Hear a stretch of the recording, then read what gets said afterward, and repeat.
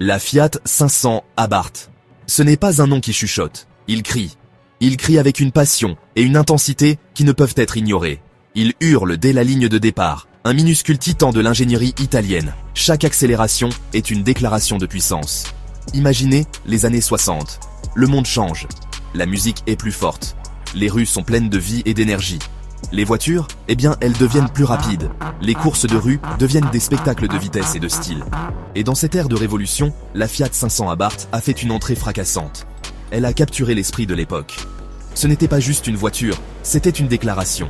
Une déclaration de liberté, de vitesse et de style.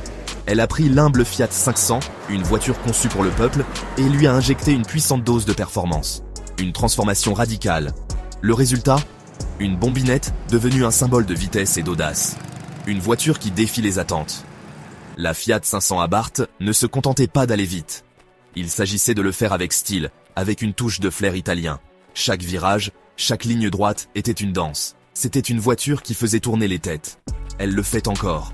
Partout où elle va, elle attire l'attention. C'était une voiture qui faisait sourire les gens. Elle le fait encore. Elle évoque des souvenirs et crée de nouveaux moments de joie. Voici l'histoire de la façon dont une petite voiture avec un badge Scorpion est devenue une légende. Une légende qui continue de vivre et d'inspirer. Les années 60 furent une période de grands changements et de bouleversements. C'était une époque où tout semblait possible, où les normes sociales et culturelles étaient constamment remises en question. Le boom économique d'après-guerre avait conduit à une prospérité accrue et à un désir de quelque chose de nouveau, de quelque chose d'excitant. Les gens voulaient être plus que la simple routine quotidienne. Ils cherchaient des expériences qui les feraient en vibrer. Les gens étaient fatigués de l'ordinaire. Ils avaient soif d'extraordinaire. Les événements, les concerts et même les rues étaient remplis d'une énergie palpable. L'industrie automobile connaissait une transformation similaire. Les constructeurs automobiles cherchaient à capturer cette nouvelle soif de vitesse et de liberté. Fini l'époque où les voitures étaient simplement un moyen de transport. Elles devenaient des œuvres d'art, des symboles de statut social et de liberté. Elles devenaient des symboles de statut social, de liberté et de vitesse. Les gens voulaient des voitures qui reflétaient leur personnalité et leur désir d'aventure. C'était l'ère des muscles cars, en Amérique, où les gros moteurs et les designs audacieux régnaient en maître. Ces voitures étaient conçues pour impressionner et pour offrir des performances inégalées. En Europe, les choses étaient un peu différentes. Les constructeurs se concentraient sur l'efficacité et la praticité, tout en conservant un certain charme. Les voitures étaient généralement plus petites, plus économes en carburant. Elles étaient conçues pour les rues étroites et les longues distances.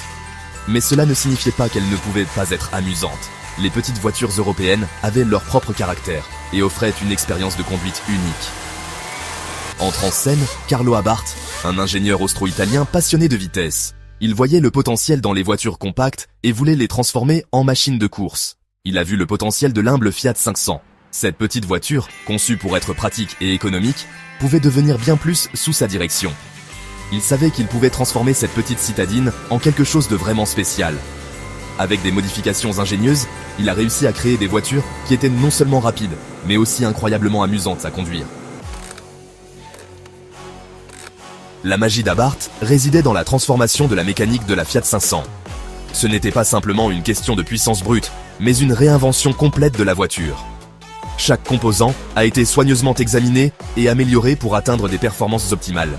Le moteur standard, une bête plutôt docile, a été remplacé par un moteur haute performance. Ce nouveau moteur a été conçu pour offrir une accélération rapide et une vitesse de pointe impressionnante, transformant l'expérience de conduite. Il en résulta une augmentation significative de la puissance, transformant la citadine autrefois paisible en une véritable petite bombe. La voiture pouvait désormais rivaliser avec des modèles bien plus grands et plus chers sur la piste. Mais les modifications ne se sont pas arrêtées là. Chaque aspect de la voiture a été optimisé pour la performance, de l'aérodynamique à la répartition du poids. Abarth a compris que la vraie performance ne se limitait pas à la puissance brute. La maniabilité et la stabilité étaient tout aussi cruciales pour une expérience de conduite exceptionnelle.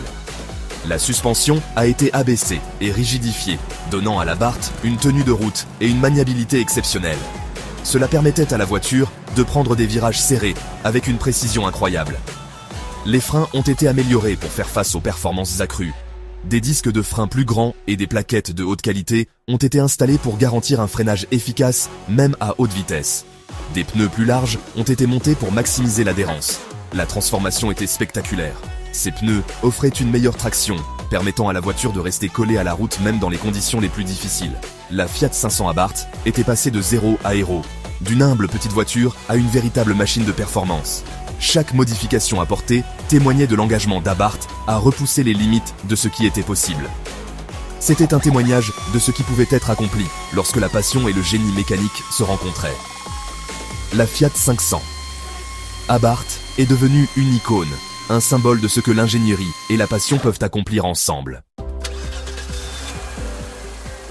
La Fiat 500 Abarth ne se contentait pas d'avoir l'air rapide, elle l'était. Abarth a engagé sa création dans diverses compétitions automobiles, et la petite voiture au badge Scorpion s'est rapidement fait un nom. Elle jouait dans la cour des grands, laissant souvent des voitures plus grosses et plus puissantes dans son sillage. Les victoires de l'Abarth sur la piste se sont traduites par un succès sur la route. Le pédigré de course de la voiture lui a donné une aura de cool, d'excitation. Elle est devenue la voiture de choix pour ceux qui voulaient quelque chose de différent, quelque chose d'amusant, quelque chose avec un peu de mordant. Cette combinaison de style, de performance et de prix abordable a trouvé un écho auprès d'une génération. La Fiat 500 Abarth n'était pas seulement une voiture, c'était une déclaration. C'était un symbole d'exubérance juvénile, un rejet du banal. Au-delà de l'asphalte, le style de vie Abarth. La Fiat 500 Abarth n'était pas seulement une voiture, c'était un style de vie. Posséder une Abarth signifiait faire partie d'une communauté, une tribu d'individus partageant les mêmes idées et une passion pour la conduite et tout ce qui est italien. Des clubs de propriétaires d'Abarth ont vu le jour partout dans le monde, offrant un espace aux passionnés pour se connecter, partager leurs passions et exposer leurs précieux biens. La marque Abarth est devenue synonyme d'une certaine attitude, d'un certain mode de vie. Il s'agissait de profiter de la route, de repousser les limites, de vivre la vie pleinement. Il s'agissait d'embrasser l'esprit italien de la Dolce Vita, la douce vie, mais avec une injection d'adrénaline supplémentaire. La piqûre du scorpion perdure, les itérations modernes. La Fiat 500 Abarth originale a cessé d'être produite dans les années 70, mais la légende n'est jamais vraiment morte. En 2008, Fiat a relancé le nom Abarth, lançant une nouvelle génération de 500 axés sur la performance. Ces Abarth modernes restent fidèles à l'esprit de l'original, offrant un puissant mélange de performance, de style et de prix abordable. Elles sont petites, elles sont agiles et elles sont un véritable plaisir à conduire. Elles sont également dotées de technologies modernes, ce qui leur permet d'être aussi performantes sur les routes d'aujourd'hui que l'original l'était dans les années 60. Plus qu'une voiture, une icône culturelle. La Fiat 500 Abarth a transcendé son statut de simple automobile pour devenir une icône culturelle. Elle est apparue dans d'innombrables films, émissions de télévision et chansons, cimentant sa place dans la culture populaire. Son image a été utilisée pour vendre de tout, des vêtements au café, devenant un symbole d'un certain type de cool, d'un certain flair italien. Mais, plus important encore, la Fiat 500 Abarth continue d'inspirer et d'enthousiasmer, tout comme elle le faisait il y a plus d'un demi-siècle. C'est un rappel qu'il n'est pas nécessaire d'avoir un gros moteur ou un design tape à l'œil pour s'amuser au volant. Parfois, tout ce dont vous avez besoin, c'est d'un peu de charme italien. La Fiat 500 Abarth, un témoignage du flair italien.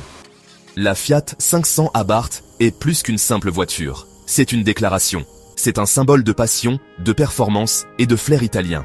C'est un rappel que les bonnes choses viennent en petits paquets et que parfois, les voitures les plus improbables peuvent devenir des légendes. Ce n'est pas la taille du chien dans le combat, c'est la taille du combat dans le chien. Mark Twain. Cette citation résume parfaitement l'esprit de la Fiat 500 Abarth. C'est une voiture qui prouve qu'il n'est pas nécessaire d'être grand pour être audacieux, qu'il n'est pas nécessaire d'être puissant pour être excitant. La Fiat 500 Abarth est un témoignage de la puissance de la passion, de l'importance de s'amuser et de l'attrait durable de l'excellence automobile italienne. C'est une voiture qui donne envie de prendre le volant et de simplement conduire.